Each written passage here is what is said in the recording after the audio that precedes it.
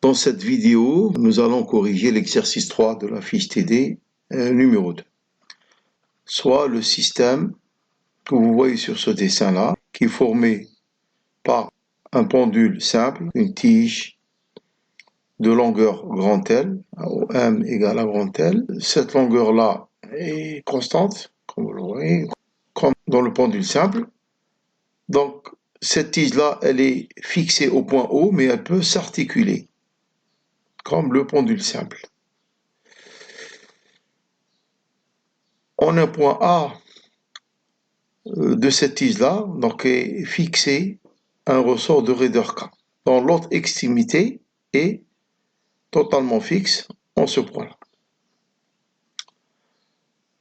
La distance OA, ici, c'est petit a.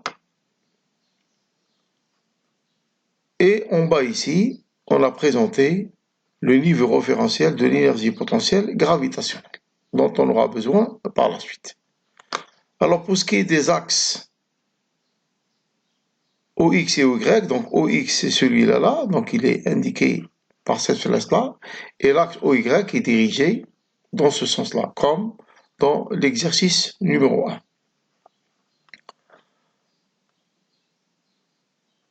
Alors, la question demandée, à l'équilibre, ce pendule-là est vertical.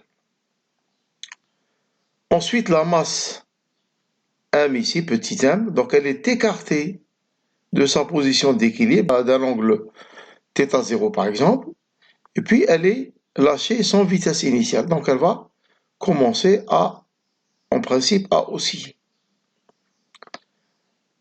Et à un instant t quelconque, sa position elle est donnée par l'angle θ ici, ou par les coordonnées x et y sur les axes OX et OY. Alors la question demandée, déterminer les énergies cinétiques et potentielles du système, puis en déduire l'équation différentielle du mouvement. Et ensuite, quelle est la pulsation propre du système, la pulsation ω0, donc des oscillations de ce système-là, qui est un système, rappelons-le, à un seul degré de liberté. Enfin, la dernière question, est-ce que ce système-là peut-il ne pas osciller? Alors, on passe maintenant à la solution. Commençons d'abord par l'énergie potentielle du système. Elle est égale à l'énergie potentielle élastique puisqu'il y a un ressort, et puis l'énergie potentielle gravitationnelle puisqu'il y a une masse. On choisit donc, comme je l'ai indiqué tout à l'heure, le point le plus bas de la masse comme étant celui du niveau référentiel de l'énergie potentielle, comme montré sur la figure ci-dessous. Voilà.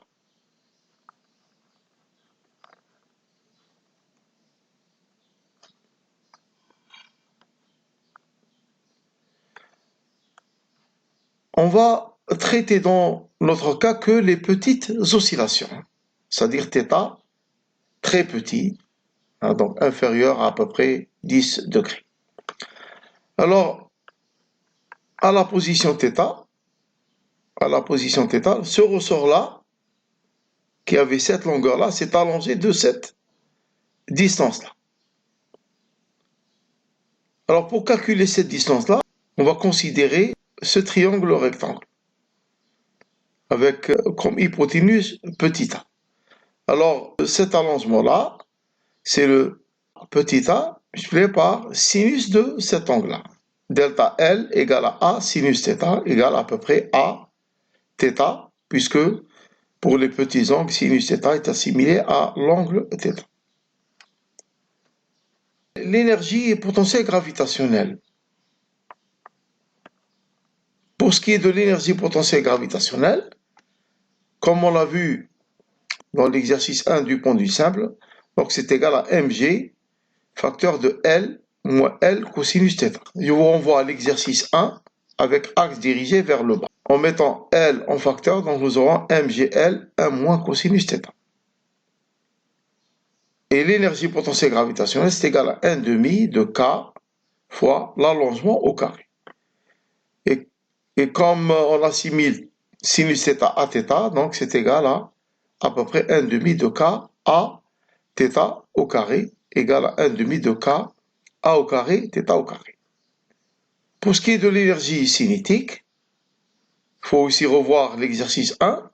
Alors c'est 1 demi de mv au carré, et comme la vitesse v égale à Lθ point, donc finalement l'énergie cinétique, elle est égale à m L carré θ point au carré. Ce qui donne le Lagrangien L, 1 demi de Lθ point carré moins 1 demi de k a carré θ carré moins mg L facteur de 1 moins cosinus θ. À partir de l'équation de Lagrange, indiquée ici, comme dans l'exercice θ, on a montré que dans le cas du pendule simple, on choisit comme vitesse généralisée θ point et comme coordonnée généralisée θ. On va d'abord dériver L par rapport à θ point, puisque θ point ne se trouve que dans ce terme-là, c'est-à-dire dans le terme de l'énergie cinétique. Enfin, donc on va trouver cette expression-là égale à m L carré θ 2 points. Pour la dérivée de L par rapport à θ, puisque L ne se trouve que dans cette expression du Lagrangien, quand on va la dériver, ça va nous donner moins 1 demi, voilà, moins 1 demi k a carré, 2 fois θ, 2 fois θ, donc 2 fois θ, puissance 2 moins 1, donc il va nous donner θ. Et ici, moins mgl fois la dérivée de 1, c'est égal à 0, et la dérivée de moins cosinus θ. Donc moins la dérivée de cosinus θ, c'est moins sinus θ. Donc finalement, nous allons avoir moins ka carré θ moins mgl sinus θ. En égalisant ces deux dernières expressions, c'est-à-dire celle-là avec celle-là, puis en mettant le tout dans le premier membre, on obtient alors cette relation-là, m L carré θ 2 points plus ka au carré θ plus mgl sinus θ égale à 0. Comme pour les petites oscillations, donc on va assimiler sinus θ égale à peu près θ. Hein, donc ce sinus θ, on va l'assimiler à θ, ce qui revient à écrire, après avoir divisé tous les termes de ce premier membre par ml carré, on rend à la fin θ 2 points plus k au carré plus mgl sur ml carré, le tout fois θ égale à 0. C'est donc une équation différentielle à solution sinusoïdale. Donc c'est une équation différentielle du second degré, et sa pulsation, c'est la racine carrée de ce terme-là.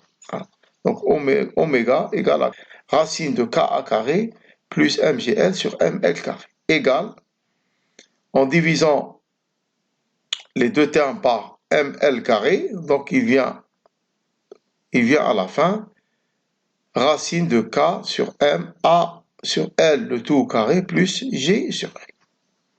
Et on remarque, à partir de ce résultat, on peut répondre à la dernière question.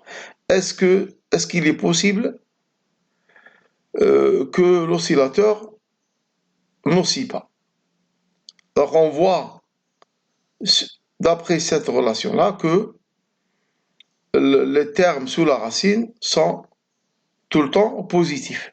Donc, ce qui permet donc au système de toujours pouvoir osciller.